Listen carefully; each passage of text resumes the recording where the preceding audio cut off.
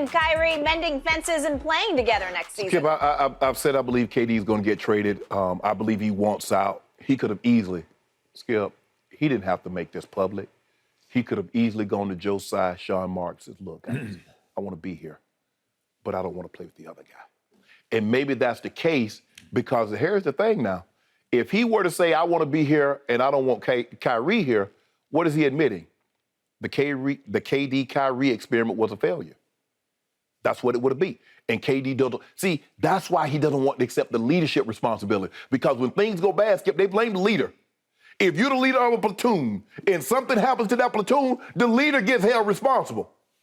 Well, KD is the leader. He's the best player on this team. Whether he wants to accept the leadership role or not, it's him. It falls on him. The problem that I have is that I don't know. Skip, that might be the case. He might not want Kyrie there. But then again, hell, tomorrow he wake up and like, yeah, I want Kyrie. Nah, get rid of Kyrie. Yeah, I want Kyrie. So how do I build my team when I don't know from one day to the next what KD's going to ask for? Hell, he might say, yeah, get Kyrie up out of here. And then come 2 weeks later say, come to think about it, I want to get up out of here too. And then what? So that's the problem that the Brooklyn Nets have. I just wish KD, and maybe he has, just sit down, maybe he has, sit down with the Nets and says, okay, what are you guys thinking? Because clearly the market is not shaping up like you guys thought. Nah, they wanted 4 first-round picks and Karl Anthony Towns and Ant-Man. No, nobody's going to give you that. And you wouldn't want to go to Minnesota without Karl Anthony and Ant anyway. Skip, he requested a trade when I don't believe he had to. I believe once Kyrie opted back in or whatever he should have been having conversations with the Nets.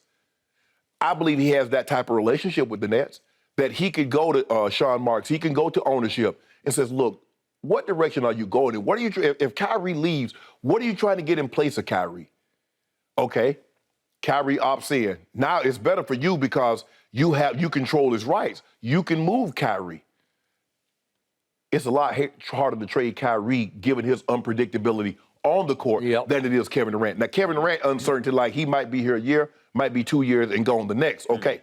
But Kyrie and his unpredictable, his mercurialism and the basketball is not the most important thing. It's hard to get a man to give you $60 million a year, Skip, when the said man is, and you telling him that, yeah, you paying me $60 million for something I don't really value that valuable. That there are more important things to me than the game of basketball. And you want $60 million of my dollars per year? And there's something more important? Well, you need to go do that and let me find somebody that values what I'm paying him to do. So, Skip, the only thing I know about KD is that there's a good chance he's going to change his mind within the next 2 weeks. So whatever he decided today, that's probably not going to be the case in 2 weeks. So I don't know if Dave McMenamin, the sources are telling Dave this. All I know is this, based on what I've seen over the last 3 to 4 years of Kevin Durant, he's never happy. He's never happy. Skip, the man left OKC to win a title. He goes to Golden State, and he won at a clip he probably never going to win that again. He wins 2 titles in 3 years and probably would have third if that Achilles had stayed intact. He wasn't happy with that. It didn't give him the satisfaction that he thought winning a championship would, even though he's back-to-back finals MVP. He goes to Brooklyn. He rehabs the first year, comes out, plays, and everybody's like, Kevin Durant look like Kevin Durant, even after a year off with the Achilles injury. And now he wants out. Why? Bro, you helped put this together. Okay, I remind you, I have called Kevin Durant on this show many times the thinnest skinned superstar I have ever closely observed. And I do sometimes call him Kevin Durant because he do rant. And every once in a while, he just goes, when you least expect it, he's just throwing a fit about something. And you said mercurial on Kyrie. I wrote down mercurial on Kevin because he's mercurially moody. Yes. I don't know, from day to day, what's going to set him off? He's going to be in a mood about this or a bad. Yeah. He'll be happy, he'll be down, he'll be... KD, you a great basketball player. What do you know? You ain't no player. I'm like, bro, I just said you was a great basketball player. What do you know? Right. And he's attacking people on Twitter. He's attacking me. He's attacking you. He's attacking everybody. He's got burner accounts to attack people so that they don't even know it's him that's attacking them. Okay. So that's what we're dealing with to start with. Right. I did first guess this because over the last 2-3 weeks on this show, I have told you that it appears to me that Kevin and Kyrie have gone Splitsville. Right. They are not besties anymore. They are do not invite them at this point together. And I still believe two things. I believe the biggest mistake Kevin Durant ever made was following Kyrie to Brooklyn. There was a better route for him. If you want to go do something, if you want to go take a challenge, it's the other team across the bridge. It's the Knicks. It's the Mecca. It's not since 1973. Right. It's just on a silver platter. Okay, you went and did that for Steph. You did it to LeBron. Okay, if you can't take living in Dub Nation with Steph because he's always going to be the most beloved, okay, go to New York and say, watch this. I'm going to put the Knicks not only back on the map, I'm going to put them in the NBA Finals. Yes. Let's see what we see here. Oh, man. Okay? You know what would happen. Man, the you want to Knicks? talk about legendary? Okay, so they had a chance to do that, but to your point, I've said it all along, Kevin is far more follower than leader, and he followed. He even said it at the opening media session in Brooklyn. I just, Kyrie said he wanted to play for Brooklyn. It's a childhood team that he grew up. It was the New Jersey Nets, obviously. And I said, okay, that's it? Right. Okay. Biggest mistake you ever made was following him because he's not one to follow. Right. Because the deeper he gets into his career, the more his passion wanes, Right. to your point. And now we got one issue after another. And I believe the vaccination issue it wrecked the team. It wrecked Kevin's psyche. Right. It sent James back to the drawing board to get me the hell out of here, get me back to Daryl Morey in Philly. And then Kyrie just would drop out of sight for no apparent reason. I don't even think he kept Kevin in touch on that. He just dropped out of sight. Right. There are more important things in life than basketball. And what is it? What is it? Help me out. Yeah, you can't skip. You can't take a man's honest money that he's paying you. You can't. And then just skip out and say, well, there's more important things. Okay. Well, just take time off and says, hey, I need some time to myself and tend to what you need to get tended to. So there was a flashpoint, a point of no return. Fairly early last year, the Nets organization sent Kyrie home. Well, if you don't want to play, if you don't want to get vaccinated so you won't be there for us. They didn't want a part-time player. Then we don't want a part-time player. Just go home. Right. Just go. We don't need you. I'm pretty sure Kevin was actively involved in that decision process, and I think he voted to send him home. Right. Wow, really? Well, that's bridges at least set on fire between the two of them. Right. They did all as an organization have to crawl back to Kyrie after they struggled all year because they needed him and they were desperate.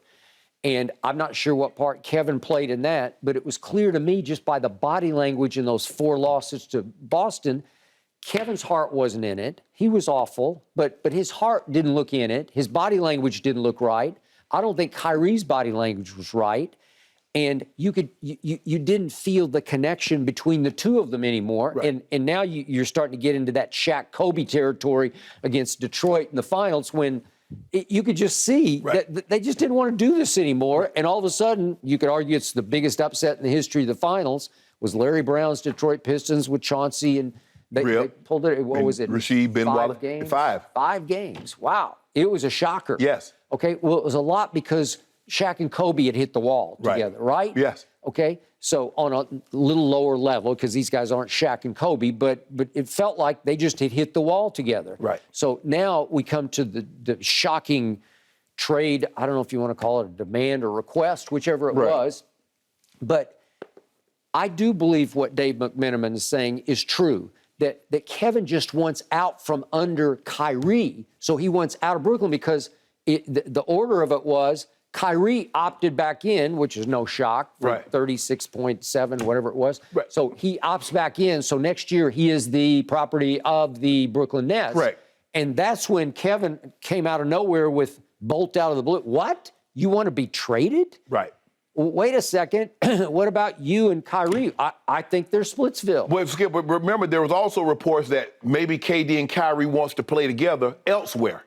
That was being floated. I'm like, what? No. What? Why they can't play? I mean, so what's so bad about New York? I mean, granted, I understand it's not, New York. I mean, if you're a New Yorker, you love New York. The weather's not always great. You have the season. You get the really, really cold. But I mean, of the boroughs right now, Brooklyn is the hottest, man. It's where everybody wants to live. So I'm like, okay, that doesn't make any sense that they don't want to be in Brooklyn anymore. They want to play together somewhere else. But Skip, and I've said this before, look, Kevin Durant, when they said we don't want a part-time player, Kevin Durant gave his blessing for them to take this path with Kyrie. I also believe that when they welcomed Kyrie back, KD was in on that. The only guy that was fed up to here with Kyrie's bull jive was James Harden. James Harden said, I'm done. So everybody done got the shot. We said we're going to do this thing together. We came to win a championship, which means everybody sacrifices equally. Well, if I sacrifice getting the shot, KD sacrifice getting the shot, everybody else sacrifice. You're not sacrificing, so how we sacrifice? We said we had to sacrifice everything in order to accomplish one thing. And come to find out, Kyrie didn't want to make the ultimate sacrifice. So guess what? James said, hey, get me up out of here, because it's not going to get any better. Even KD's coming, look here, man, we done talked to Kyrie about this. Kyrie not going to get that shot, so I wish y'all stop asking me about it, because it's not going to happen. James Harden said, well, you know what? Since it ain't going to happen, let me go and get up out of here. And as we look down the trail a little bit, this COVID thing just keeps on keeping on. Yeah. And I keep hearing the mask policy is going to be reinstated. It could happen in LA. It could happen in New York. So are we going to get back into the vaccination issue again? Right. We could. Could. So I think Kevin's certainly smart enough he's got high basketball IQ. He's got high entrepreneurial IQ. Correct. He's a good businessman. So he's looking down the trail saying, well, wait a second. Can I really make this work with this guy next year? Because we may go right back into the same problems that we had a year ago. Yes. And that's what he's looking at. Yeah, and he doesn't want any part of that.